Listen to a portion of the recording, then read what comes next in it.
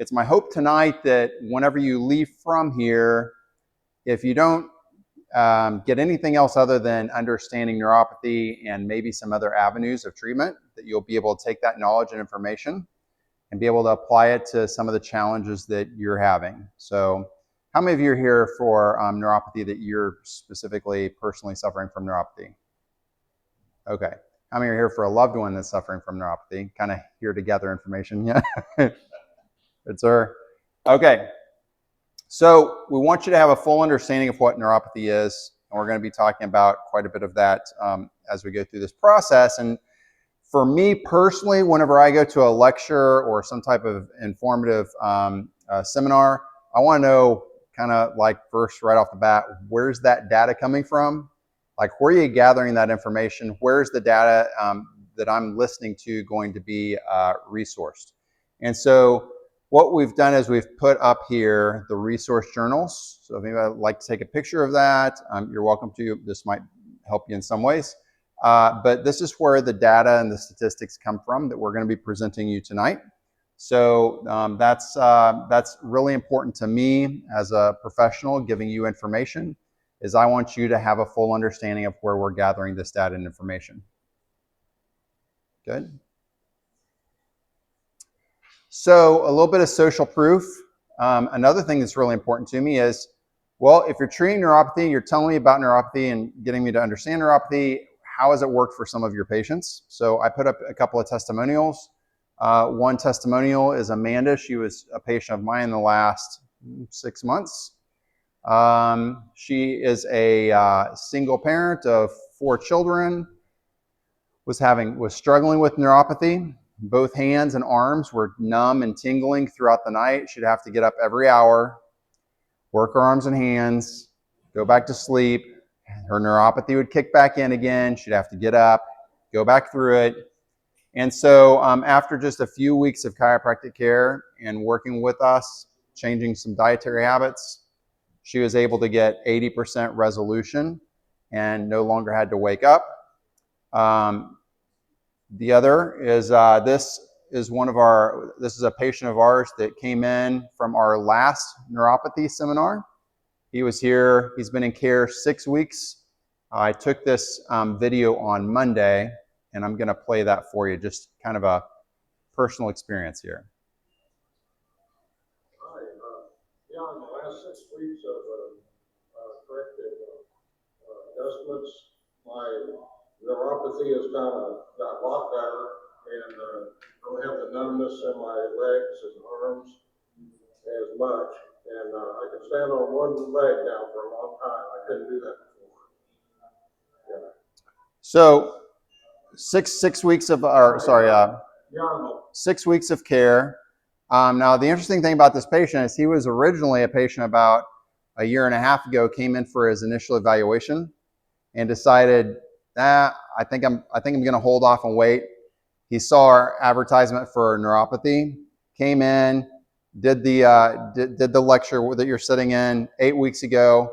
Took a couple of weeks to get started. 2 days ago, I guess on Monday, so that would have been yesterday, was his 6th week in care. And so he's about 60% better with his neuropathy, but he's also gaining back some of his proprioceptive, some of his sensory ability. So he's able to stand on one foot. So he's able to start to interact again neurologically, which is really, really good. So 2 systems influencing neuropathy. What do you think they are? The 2 systems that influence the symptoms that you're having. Numbness, you might experience burning sensations. What do you think the 2 systems of your body that can influence your neuropathy symptoms could be? What is it? The nervous system. You said the muscles. Okay, let's think about an entirely different system. Okay, the brain's part of the nervous system. Probably thinking a little bit outside the box here. It would be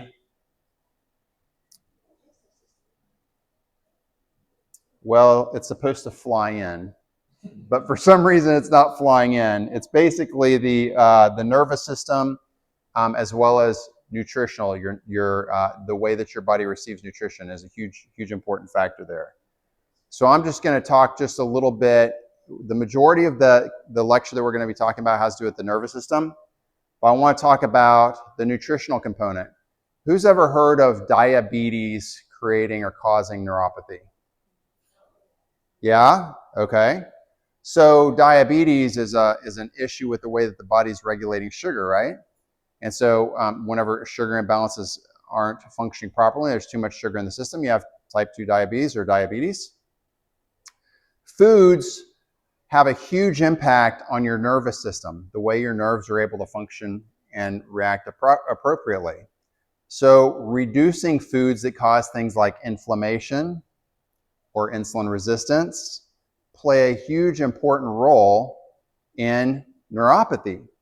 So it makes a lot of sense that if you have neuropathy, you want to address it not only just from a neurological standpoint, making sure those nerves are functioning as well as they could, but also from a nutritional standpoint to make sure that the system that's supporting those nerves is able to feed those nerves properly. So here's a couple of things that can be very helpful. Eliminate food sensitivities. In our environment today, probably the highest issue of sensitivity reactions that people experience in the American population has to do with grains. Okay, sensitivity reactions to grains. We have way too much of it. If you eat grains and you feel bloated and distended, right? You eat breads and you feel like that you're bloated up, more than likely you've got some food sensitivity issues, which can drive inflammation. Reducing carbohydrate intake. We eat way too many carbohydrates in the US. Make sure that you have proper nutritional availability, so supplementation can be helpful, but not as good as a whole foods diet where you're getting your nutrients from your food. Excellent. You're my favorite student so far. Yeah. If you are looking for a nutritional supplementation, it can be very beneficial. Our health coach here, Amanda, recommends a product called Juice Plus. If you happen to be a patient here, I recognize familiar faces, or if you become a patient here and you're interested in some increasing your nutritional availability through supplementation, you talk to Amanda about Juice Plus.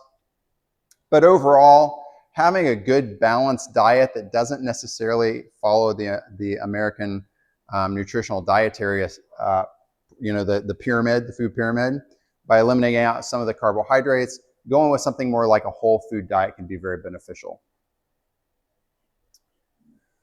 Okay, so what is neuropathy? Obviously, some form of damage or disease or something that has an effect on the nerves themselves. Pressure, increased pressure that creates inability for that nerve to function properly, like in peripheral neuropathy, is one of the causes. Neuropathy is often degenerative. What does that mean? It's degenerative. When you think of a degenerative condition, what does that mean to you? Say that? It gets worse. That's right. It tends to gradually just increase. Does anybody that have neuropathy here, have you experienced that the neuropathy continues to kind of gradually get worse? Right? It's a degenerative issue. So what's that mean? Does that cause you to kind of lose hope? I mean, over the years, your condition continues to, and nobody's really providing any answers of how to solve that issue. Are you kind of like, well, what am I supposed to do? Just keep taking more gabapentin or more medication, try to resolve the issue, right? Yeah. So the sad thing is, if it's degenerative, there has to be a way or a means or a path or a process to trying to reverse that. Nutrition's one aspect of it, but the other is making sure that the nerves and the nervous system is functioning properly so that individuals like Amanda and individuals like the other patient that you just saw are able to go, hey, I found a way to get better in a relatively short period of time. Now, for some people, it takes a little bit longer depending on how degenerative the process is. So 4 types of neuropathy. Did you know there were 4 types? No? The most common, and for most of you that are here tonight, it's the peripheral neuropathy, right? It's the burning sensation, the numbness, the tingling. But there's also autonomic neuropathy, and some of you probably have no idea what autonomic neuropathy. Think about automatic. Autonomic is automatic. It's all the systems of your body and all the nerves that are feeding those systems of your body, they're automatic. Like, for example, how many of you have thought about how your food's digesting after supper tonight, right? Or if your bowels are functioning the way that they should, or if your kidneys are filtering the way they're supposed to. Like, those are all automatic processes, right? And so there are nerves that control those autonomic nervous system functions. And so if you have a impingement on those nerves, or if you're having a disruption of the nerve flow to that, and then it affects the autonomic nervous system. I heard one person doing a neuropathy lecture saying, you know, this is one of the injustices that's happening in the medical society today, is nobody's talking about autonomic neuropathy. People are talking about, oh, I've got kidney disease, or my liver's not functioning as well as it should, or my blood pressure's high, or whatever the case is. But is anybody looking to see if the nerves that are supplying those systems are actually functioning properly, right? I mean, it makes sense, doesn't it? If your leg's tingling and isn't functioning properly, is it possible that your kidney could be not functioning the way that it should because the nerves that supply the information isn't? Yeah. Focal neuropathy, yes, ma'am. Is it possible for somebody to have all four things? Oh, I'm sure it could be. Yeah, anything's possible, right? Focal neuropathy is kind of very similar to peripheral neuropathy, but it's affecting one specific nerve. So let's take, for example, like C6 affects this part of the hand. So if you're having focal neuropathy and C6 on the right side, that's going to affect a very specific generalized nerve pattern. And then cranial neuropathy, it's relatively rare, but somebody that has like if you've ever heard of Bell's palsy, where half the face droops, that's a form of cranial neuropathy. But for the most part, when we talk about neuropathy, and the neuropathy symptoms are most common, the autonomic neuropathy and the peripheral neuropathy is the primary aspects. Sure.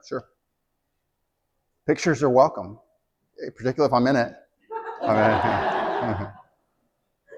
Pull the Michael there, you'll understand that later.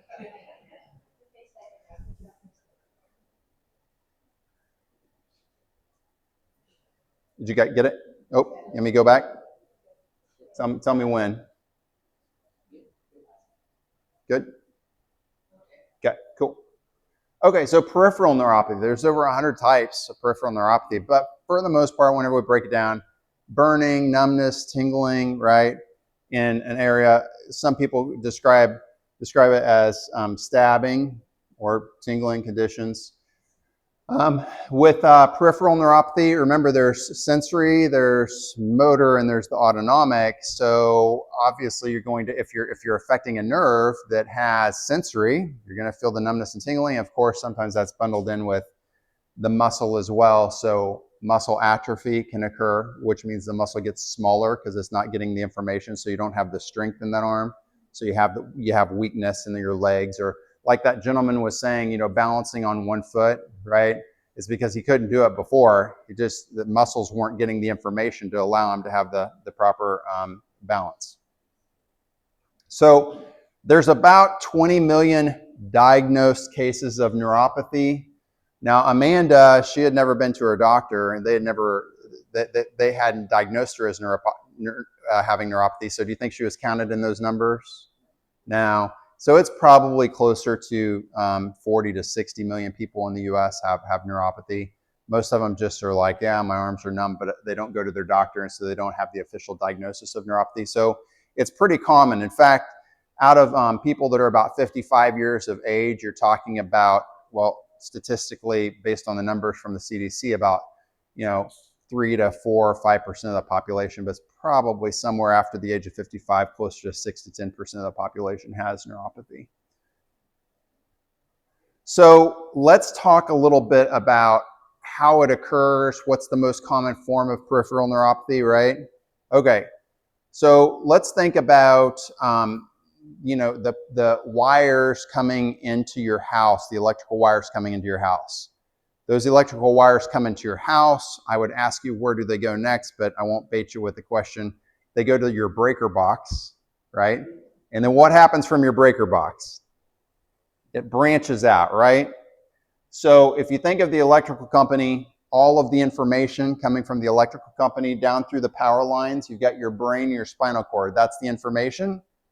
And then once it gets to your spinal cord, basically your spinal cord's the breaker box, because from there, You've got your nerve that comes to your garbage disposal, and the other one that goes to your coffee maker, and the other one that goes to your garage door opener, and right? So you have all these individual wires that are going to one specific location, right? So what happens if you have a breaker that breaks to the garbage disposal? Like the breaker snaps, what happens? Does the garbage disposal work? No, it doesn't work. Same thing with neuropathy. Is basically what's happening in peripheral neuropathy is there can be an interference in that nerve pattern, either through soft tissue interference or osseous bone interference, like there's a subluxation. The bone's out of proper placement, which compresses the soft tissue, which causes the nerve to be compressed. And guess what happens whenever you do that? You think you speed up the electrical signal or you slow it down? Slow it down. It's like pinching a garden hose, right? So basically, the electrical system, very much like a breaker box in your house or power lines coming in, all of those nerves that are coming out of that breaker box, transferring all of the vital information that's coming from your master computer, gets compressed and has an interference through soft tissue or other means, subluxation, and you shut down the information. And then, has anybody ever wrapped a rubber band? No, I shouldn't even ask this. I'm sure nobody's done this. Wrapped a rubber band around your finger? What happens to the tip of your finger? It turns purple, and what happens when you poke it? It's completely numb. That's neuropathy in a nutshell. Does that make sense? Simple, right? Very simple. All right, perfect. So let's break this down just a little bit before we get to the structural aspect, which is Dr. Matt's part and is the most important aspect of it.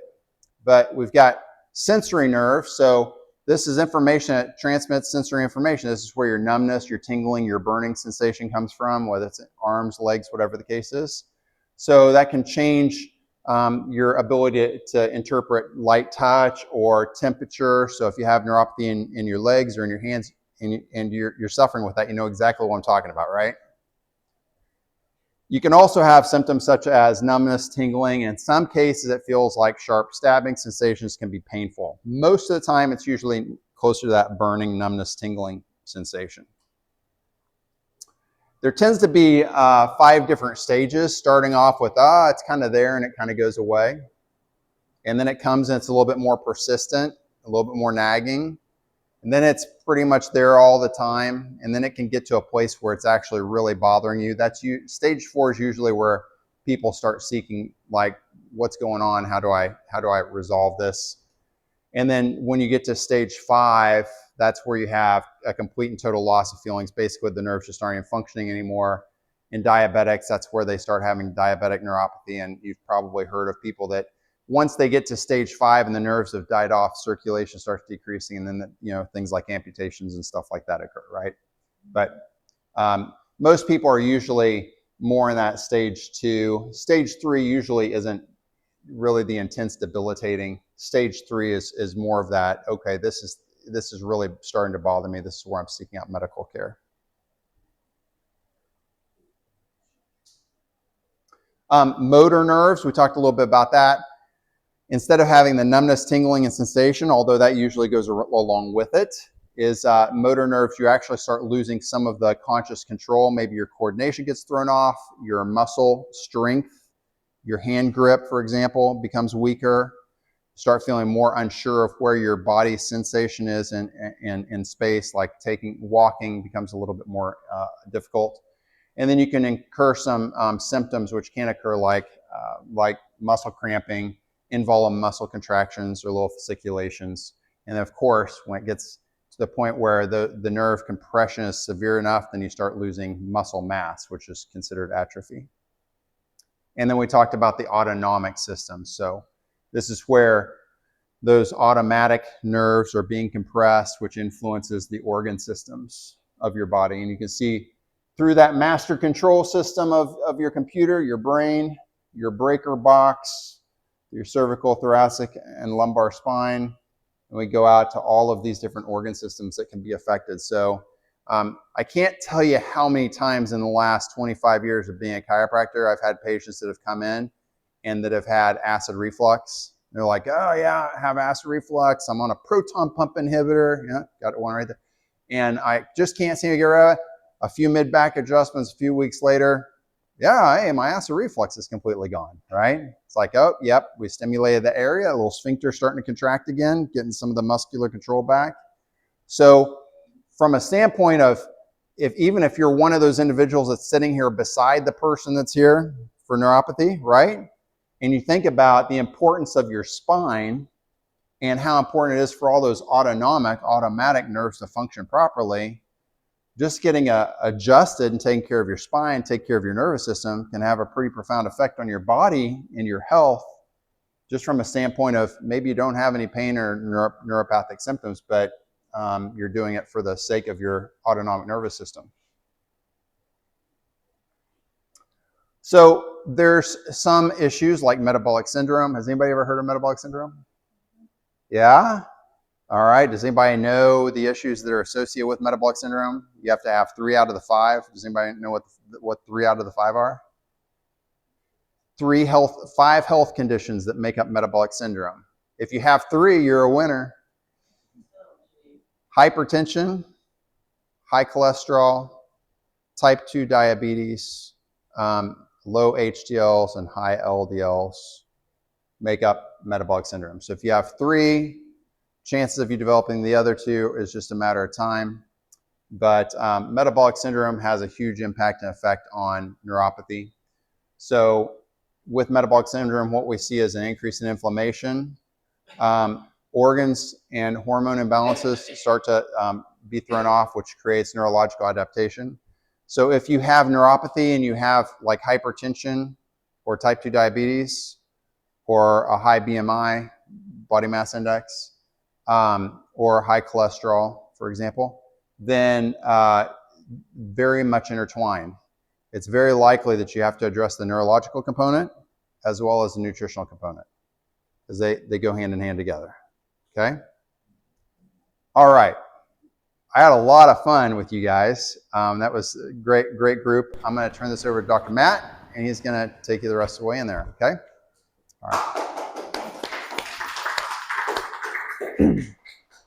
So I know I'm Dr. Matt. I know you heard like Dr. Wasson kind of going into the different types of neuropathy, the causes, and I know mainly he focused more on the metabolic issues, like he said, like the hypertension, the blood sugar dysregulation issues. But we're going to hit more where we see a lot in our office, and I know where you heard that probably one of the most common is the structural component. And kind of we'll go through the effects of it, and we'll kind of go through the basics of everything, and we'll kind of show you kind of what the path looks like.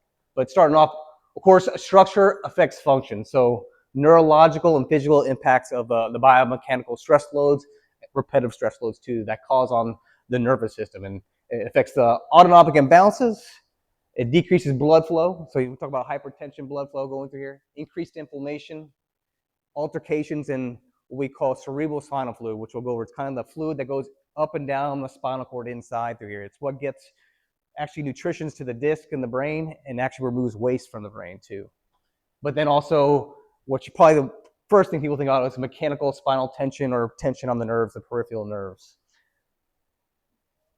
But to really know the basics here is going to start, like I know Dr. Wasson kind of went a little bit in depth, but the autonomic system, it's like the master system of stress, and it controls and coordinates everything. I know people think our body doesn't discriminate what type of stress, whether it's physical demands we put on our body all the time, or like you all hear sitting all the time, postural things we do all the time, but also what we put in our body, which I know Dr. Wasson was hitting on, a lot of the chemical inflammation, and then of course, what's all in our head, our thoughts, family, work, all those stresses we have on our body all the time. But no, like Dr. Wasson said, I know there's different components of the neuropathy. We're very complex. Most people have multiple areas. It could be more some of the metabolic issues and the structure, just the structure, but most people are just very complex. But I know when it comes to the autonomic nervous system, I know you probably heard these before, you got 2 parts to it. You got the parasympathetic you've heard of, the rest, digest, repair, kind of the growth potential phase, and then you got the fight or fight freeze, sympathetic. It's the run from the tiger. So different things are going on at a time. So when you're in the sympathetic run, of course, your blood pressure is high, your digestive's turning off through here, your pupils are dilated, you're actually having blood flow from essentially from your prefrontal cortex, your logical thinking part of your brain, down to your cerebellum. It's kind of like your reactionary brain part of it. But also your adrenaline's up, you're hitting your bladder, you're not going to go to the bathroom, and you're breathing, you're a lot more faster here. Your heart rate's going to go way up. But then, of course, then we got the parasympathetic, where, like I said, a lot of your blood flow is going more to preflow. You're thinking, you're resting, sleep, recovery, where you're, of course, digesting. Your heart rate's going to be slower, less blood flow, restroom, and all those things. So those huge two impacts of the body that play at different levels of the whole nervous system. But there's different signs of the autonomic imbalances that can affect certain areas. Just this now day and age, a lot of people are in the high sympathetic standpoint, where just everyday life stresses with work, family, lifestyle, the go action, and people it's kind of like your tank of gas, and they kind of empty it. They keep on hitting that gas pedal. So that's kind of where some people can have like that irritability over time, anxiety, stress of going here, which over time can start to affect your sleep, and you keep on repetitively hitting those things over and over again. That's where I feel people start to go into this chronic state where they start going to the lower percent, where they start actually having like constipation, depression, hormonal issues, fatigue. You see this whole mood issues. It just builds up, and you empty that tank here. And that's a huge balance in those areas of the nervous system. So that's kind of like the autonomic nervous system. So, ask you a quick question. Shoot. With those two, Yep. With you having the neurological problems, Yeah. that closer goes side, you said, right? Yes. Either or up this and this a little bit, or are these two separate types of either this or this? Most of the time, you want to be what they call homeostasis and balance. It's one where we can actually talk in a little bit that we actually have technology you can actually measure these things. But you want to be in balance between the pairs. You want to be in the mid ground. But there's going to be states in our life where here we're going to be in a sympathetic state, and that's tendency. Most people have a lot more of these symptoms. And there's going to be states here where people hit this all the time. They eventually, what I find people, they drive all here and they go to this other state. It's something usually more of a chronic area.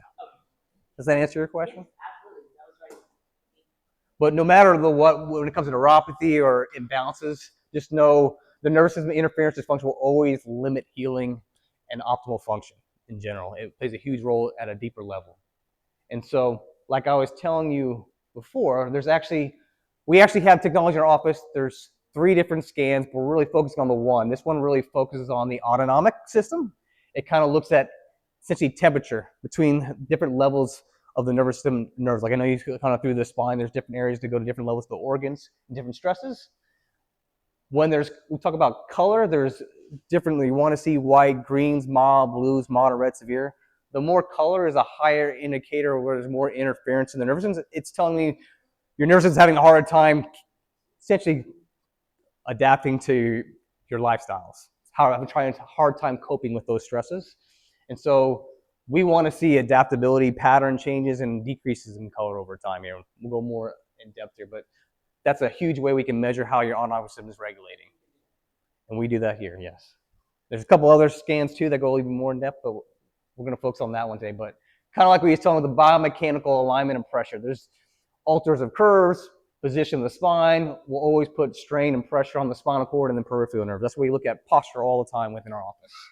That's where loss of curvature, changing the curvature puts strain directly on the spinal cord and the exiting spinal nerves. Of course, posture, like forward head posture.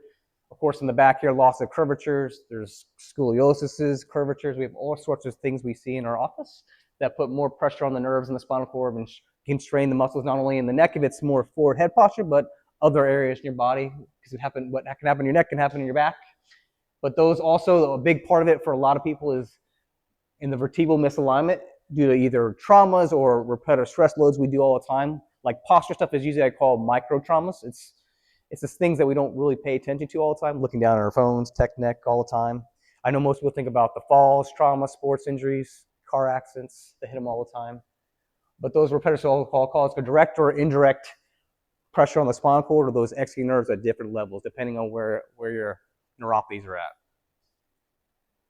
So kind of just a basic thing, kind of going over just specifically for neck area. And like I said, this posture stuff can happen not only in neck, but it can happen in your back.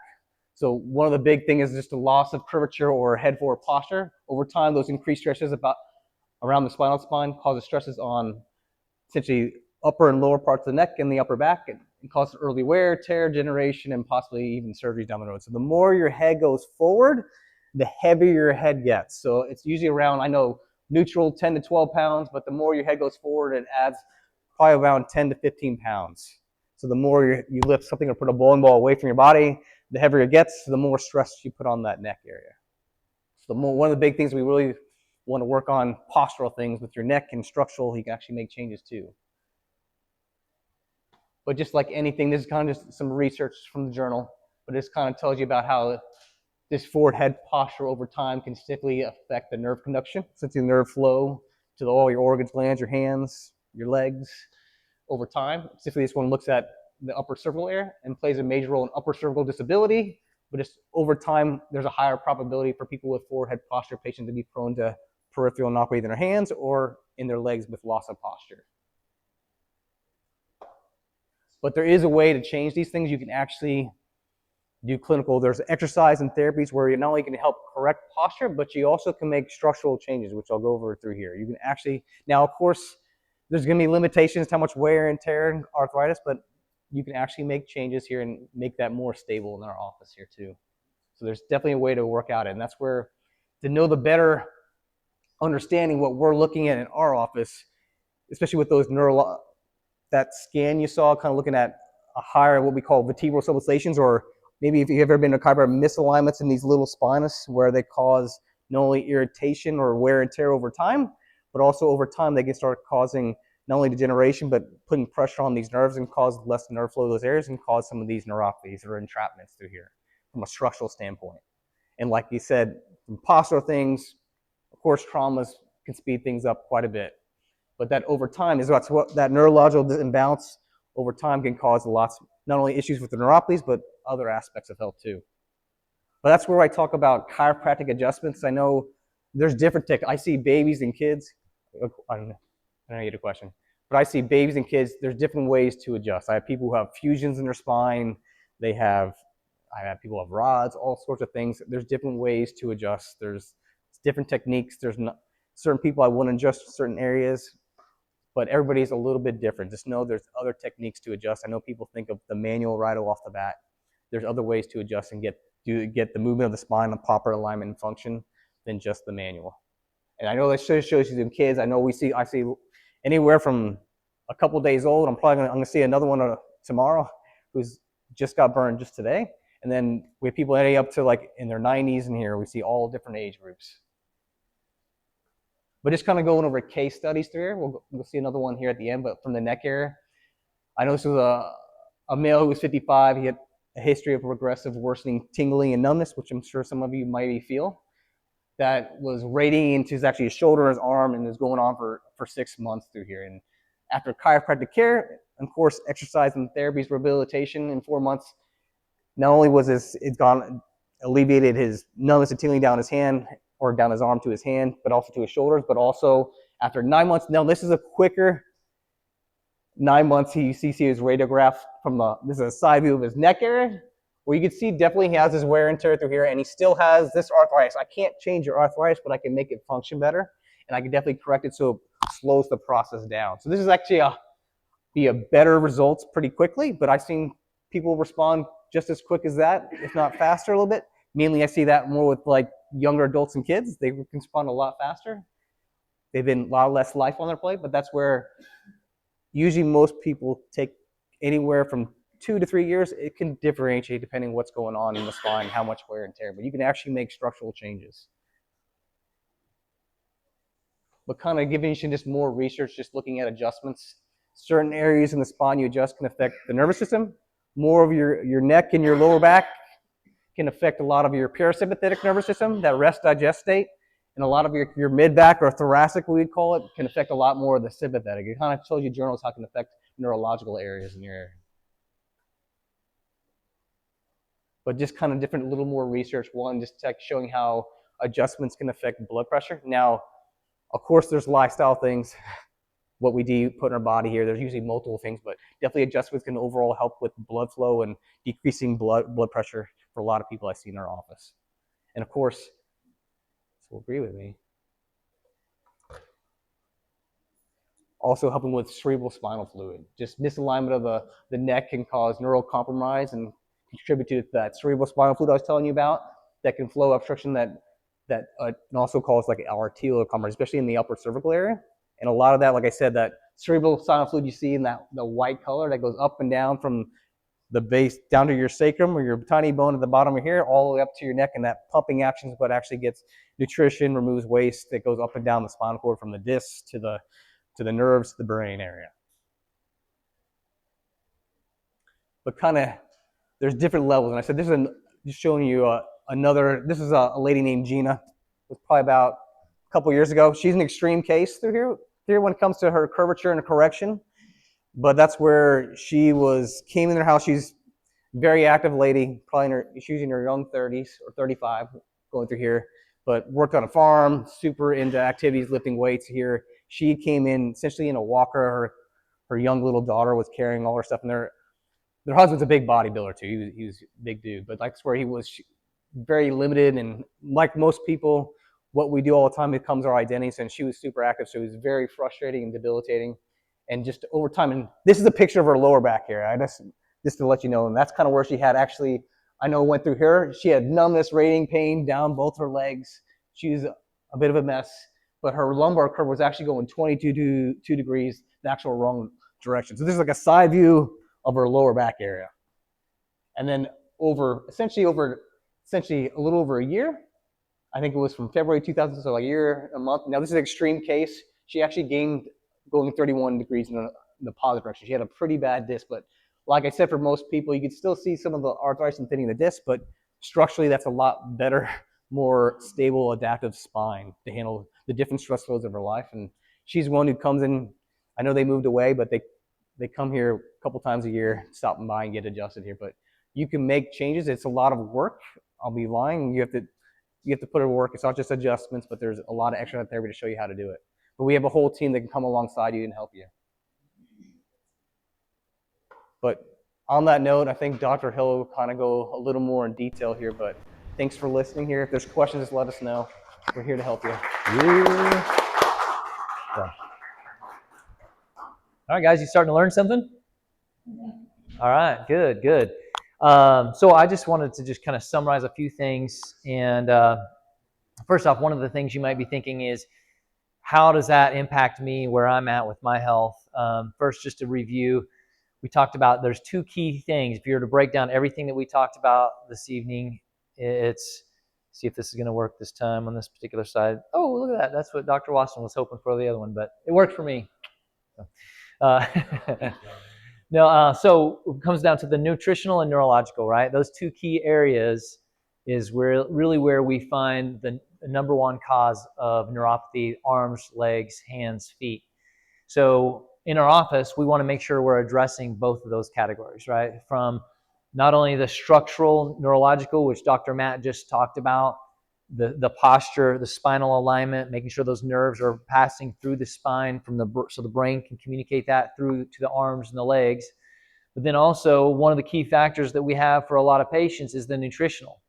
So some of them, they don't only need some structural adjustments and posture stuff, but we need to address some lifestyle things, whether it's nutrition, coaching, and addressing the metabolic syndrome that a lot of patients have. But with that combination, we've been able to help a tremendous amount of patients, and that's what we specialize in, is really getting to the root cause. So a lot of you guys may have tried a lot of different things, and unfortunately, with the systems that we have in our society today, a lot of that is medication, trying to help alleviate symptoms rather than going to the root cause. And that's where what we focus on is trying to understand, well, how is your body working? What needs to be done to help you? So you've kind of gotten a summary or some different examples of case studies and patients getting better and things like that. But how does that work? Number one, we need to, as it says, we test and we don't guess, right? We have to understand how healthy your spine is, right? So we do a postural evaluation, and sometimes we have to do digital x-rays on different parts of the spine to evaluate how healthy that part of the spine is, how much arthritis, degeneration, and things like that are in there. Because usually by the time we have neuropathy, unfortunately, we're dealing with some arthritis and degeneration as well. And we need to figure out what can be done to help put a stop to that and reverse any of that as much as we can. So we can open up those nerve pathways so that the nerves can breathe and send and receive those messages like they're supposed to. And then that's where we do neurological scans. I think someone in here asked, is that something you do? You bet. There's 3 different scans that we do in our office to evaluate how well those nerves are communicating, so we can assess the brain that's communicating to the autonomic or that automatic system that Dr. Wasson was talking about, right? To all the organs and glands and things like that, but also a surface EMG to evaluate the nerves that are controlling the muscles along the spine, so we can look at how much tugging and pulling is going on in different parts of the body. Then another one we do is a surface EMG, which evaluates how well the body's handling stress, right? And the cortisol levels, so we can monitor how much your body's in the sympathetic or the parasympathetic that Dr. Matt was talking about. So we need to understand how your systems are working, right? And so we can really diagnose and figure out what's the game plan. How much can we actually help you? How much of it is related from a structural component? How much of it is related more from a metabolic or nutritional component? And with that process, our normal evaluation, it takes about an hour long to evaluate that with the scans. We, of course, get your history. We do a chiropractic exam evaluating your spine and how healthy that's moving. So it takes a little bit over an hour to make that happen. And our normal fee, it's $130 for our exam, and then it's $45 per x-ray. So for tonight, what we wanted to do for you guys is for taking the time to get out here for this particular workshop. And that this is something that we're only going to be offering that for you guys that are here tonight because we like to reward action and people that don't procrastinate. Because one of the things we find that really impacts most people's health is that procrastination. How many of you guys know one thing that you could be doing to help your health and you're not doing it, right? So we want to reward you for taking action on that. And so it's only $65 instead of $220 for the scans and up to 2 x-rays, and that's for the full evaluation. And from that point, that makes sure we at least assess, is there anything that's inhibiting your situation, and how much can we actually help you from that point. And then that's day 1.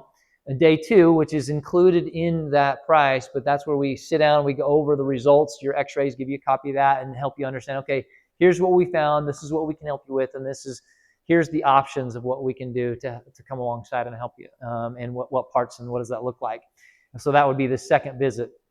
First visit is all about discovery, figuring out how healthy your spine, your nervous system, your overall health, what's going on, what's causing, whether it's neuropathy, or you might be coming in with something completely different. If you are needing to get checked out, this is an opportunity for you to do that.